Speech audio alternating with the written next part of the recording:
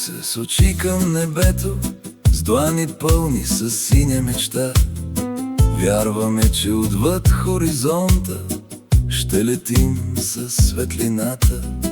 Като деца строим си ракети от надежда, картони, крила и си казваме, някой ден някъде ще докоснем далечна звезда.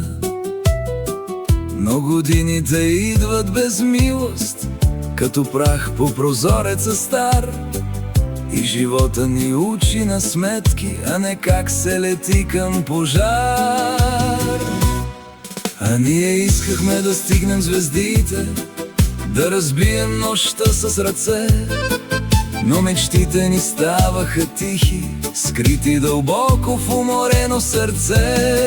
И когато последният изгрев тихо спре над очите ни, пак разбираме, цял живот сме летели, просто ставаме звезди след мрака.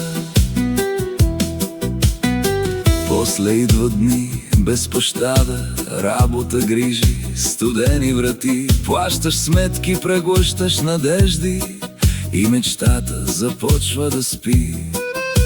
Някъде вътре още свети малко пламъче, крехко добро, но го пазим от вятъра грубо, скрито в сивото наше палто. И небето изглежда далечно, като спомен от детския двор, а звездите не наши, не близки, само чужд, недостижим простор.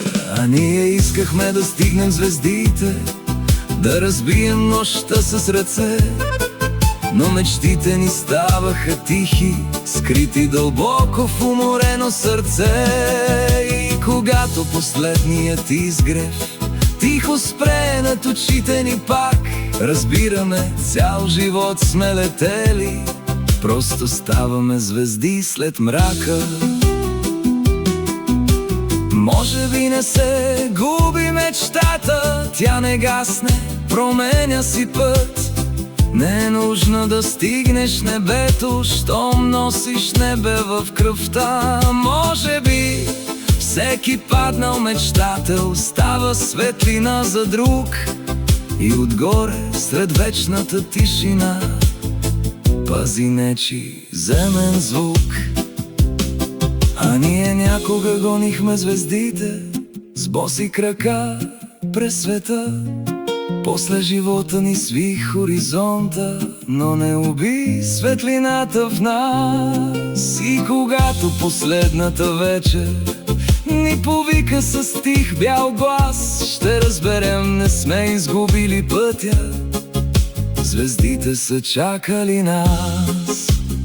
Раждаме се мечтатели, умираме светлина, не покоряваме звездите, ставаме част от тях.